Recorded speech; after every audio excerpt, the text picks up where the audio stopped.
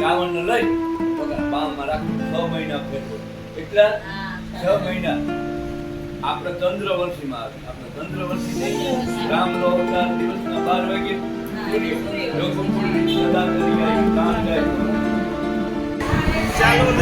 ચાલો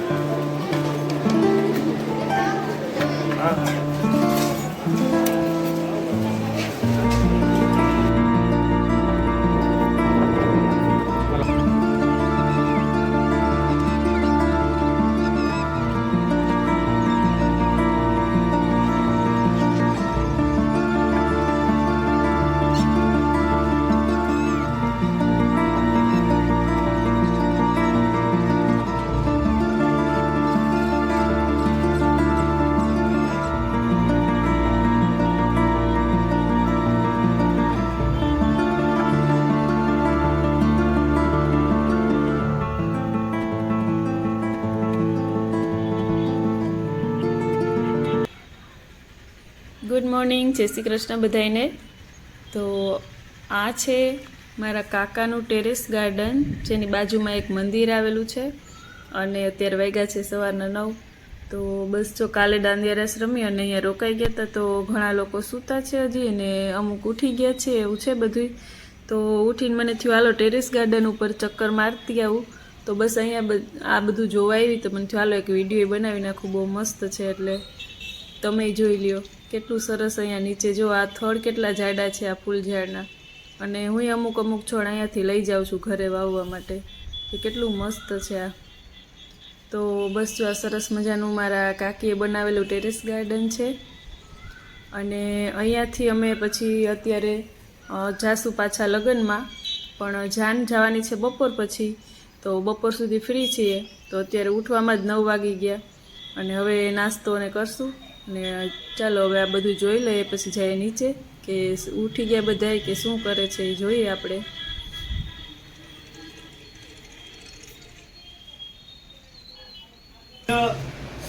પૂજ્યો ઉમંગ 3 દેવ પ્રગટ કર્યા, બ્રહ્મા વિષ્ણુ મહેશ. પછી મહેશ કહેતા શિવ, તમે મને વરો. અરે તમે આશરો તમને વરાય. બોલા બે નું તો વિષ્ણુ નું બ્રહ્માનું તો પેલા કરી લીધું. તમે મારા માણસો ન વરાય, એની બારી લઈ કરી નાખે, બારો ભગવાન છે ત્યાં કે બરાબર. પછી શિવજી વર્યા પણ 108 વખત ઉમિયાજી અગ્નિમાં ઉમાણા અને ખાલી પા જેટલા રહ્યા ને કઈ એને પાર્વતી શિવ પાર્વતી 51 ફીટ છે ને, 51 ફીટ શક્તિપીઠ. ઈ તો પછી પાર્વતી યજ્ઞ કર્યો ને શંકરને નતા આમંત્રણ આપ્યું કે પાર્વતીના નામે પછી જન્ના પછી સતીના નામે જન્મ શક્તિપીઠ અવતાર બરાબર. હજી એક અવતાર બાકી વિષ્ણુનો. તો યુગી અવતાર ધારણ કર્યા. એમાં આ જે કૃષ્ણ પરમાત્માનો અવતાર છે ને એ 16 કળાનો અવતાર. આપણે ચંદ્રવંશીમાં આવે. આપણે ચંદ્રવંશી છે, રામનો અવતાર દિવસના 12 વાગે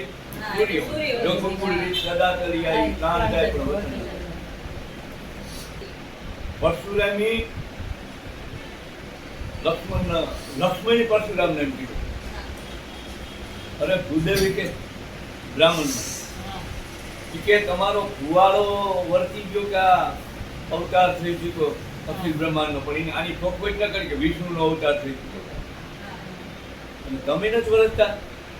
કઈ કે હું લક્ષ્મણી કે આ વિષ્ણુ નો અવતાર છે, તમને શું લાગે? તો કે મને ખાતરી ન થાય. આ ધનુષ છે ને, આ જે જનક રાજા ધનુષ ચડાવો ને તો ખાતરી થાય કે આ વિષ્ણુ નો અવતાર છે.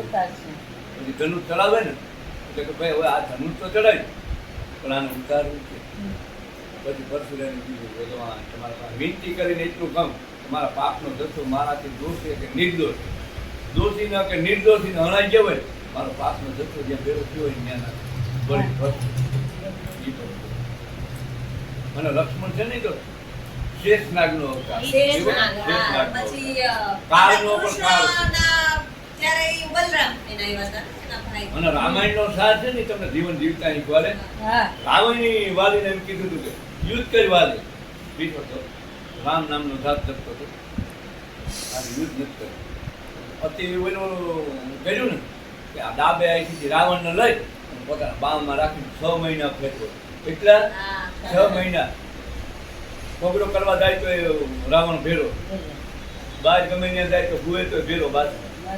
કઈ રાવણનો અહમ ઉતરી ગયો કે હવે તો બસ ભગવાન અખિલ બ્રહ્માંડનો માલિક છે ને એ મારા પરિવારને મોક્ષ દેવા આવે તે થાય. આ મોક્ષ ખાતર માન છે ને એ તો ધરતીમાં સમાઈ સમાઈ ગયા. ગયા તા. તો સીતાજીને ખુંદર દેવાના. બેહાડી મોક્ષ દેવા માટે યુદ્ધ જો હવે મારી માને લઈ આવ્યો ને ગુંદોદરીને કીધું હું મારી માને લઈ આવ્યો નહીં. અમારા બાપો છે ને તમે બધાને મોક્ષ દેવા. બાકી નકર ઈ એ શિવનો ભક્ત. હા એ શિવ રાવણની શિવની સ્થાપના જો. હા હું તો કોઈ દી ક્યાંય એની જાત્રા નથી ગયો કે ક્યાંય ગયો. હા તો ભગવાન કોઈ સાધુ સંતના વલા જ છે. હા સવારમાં ઉઠીને જ્ઞાનની ઘણી બધી વાતો સાંભળી અને બહુ મજા આવી. ઘણું નવું બધું જાણવા પણ મળ્યું જે બધું વિડીયોમાં નથી લીધું. પણ જ્ઞાનથી ખાલી પેટ ભરાવાનું નથી એટલે પેટ પૂજા કરવા માટે અહીંયા સમાજે આવી ગયા છીએ.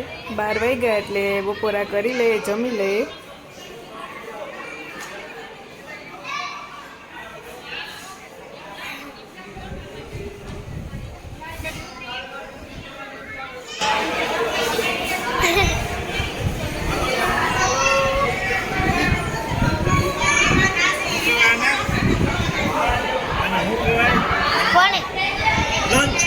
લંચ ચાલો લંચ લેવા ચાલો પેલા સામાન્ય અહીંયા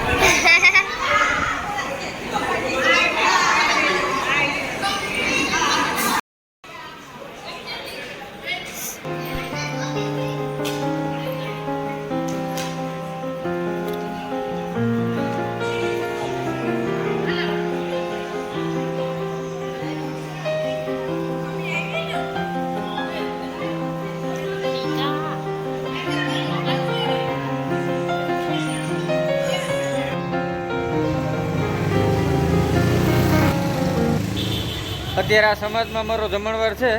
આજે જાન જવાની છે 3 વાગે. અત્યારે બધા જમવાનું ચાલુ કરી દીધું અમે અંદર. અને અમે લોકો જાય યુનિક રિસોર્ટ પોરબંદરમાં. ત્યાં કંકોત્રી આવી કે તમે ચોક્કસ આવજો જમવા. ત્યાં જમવાનું ચાલુ કરી દીધું છતાંય અમે જઈએ 3 ક્યાં ગયો ઓલો બુલેટવાળો? હા રેડી એ તો એની ચાલુ કરી દીધી. અમે 3 અત્યારે યુનિક રિસોર્ટે જમી આવીએ. સરસ મજાનો રિસોર્ટ છે. આની પહેલાં 1-2 વ્લોગ મેં બનાવ્યો આનો. એટલે પાછા જઈએ. હાલો મળીએ ત્યાં જઈને.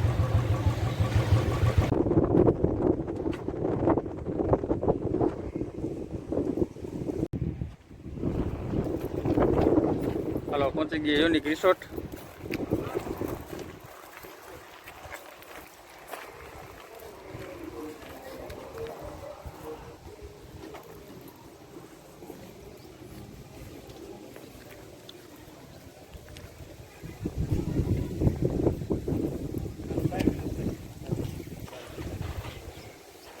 રામ રામ. અહીંયા છે.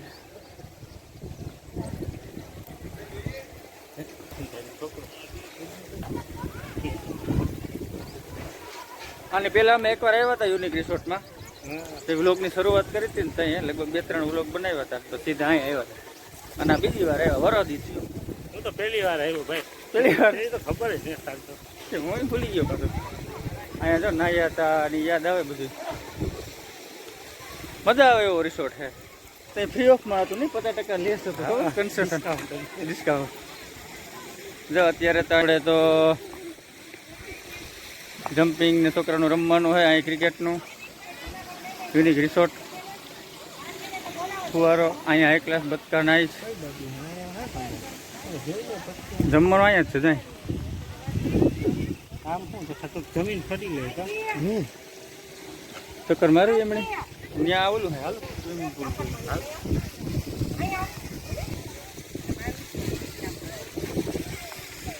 અહીંયા કંઈક પર પર્સનની 400 રૂપિયા ફી છે અને એમાં અમુક ટાઈમ છે 5 કલાક 6 કલાક જેવો.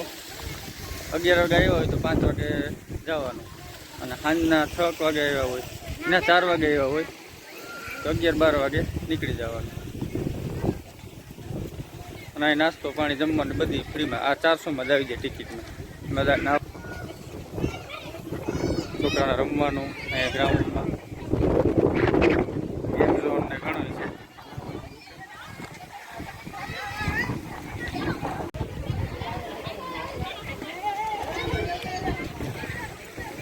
ત્યાં કોઈક આપણે આમ ના કોઈને પર્સનલ આન પેલા આવ્યા હતા ને તે બર્થડે હતો જાની અંદર એ કોકનો તે બર્થડે મનાવતા હતા અંદર ગ્રાઉન્ડ અટણજો.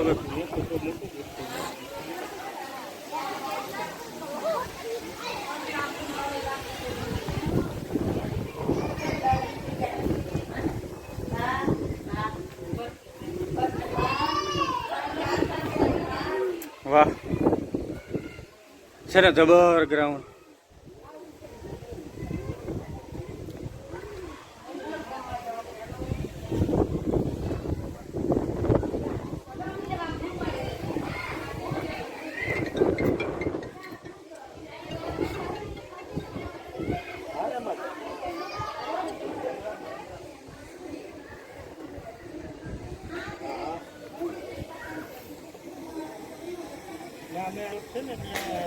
અમે વર્ષ દિવસ પહેલાં આવ્યા હતા ત્યારે આનું લગભગ 1-2 વર્ષ કેમ પૂરું થયું હતું. 400 ટિકિટ હોય તો ત્યારે 200માં તમે 200નો લાભ લઈને આવ્યા હતા પર પર્સન. ભારે મજા આવી. એટલે બધું પૂરું થયું ને ગાનો હવે નીકળવા જાય નીકળ્યા છે. હું ત્યાં અહીંયા રહીમાં ખાધું પીધું નાસ્તો પાણી પાછું જમવાનું એ સિવાય કોલ્ડ ડ્રિંક આઈસ્ક્રીમ પાણીપુરી કોઈ નાસ્તો બધું ફ્રીમાં. છોકરા રમવાના ગેમ ઝોનમાં જ્યાં જવું ને બધું ફ્રી. એકવાર ટિકિટ દેવાની. બહુ મસ્ત છે મજા આવે એવું. પોરબંદરથી દ્વારકા રોડે જતા થોડુંક 2-5 કિલોમીટર આગળ જાઓ ત્યાં જ આવી જાય છે. અમે પાછો ક્રિષ્ના વોટર પાર્ક છે બે હામ જ છે.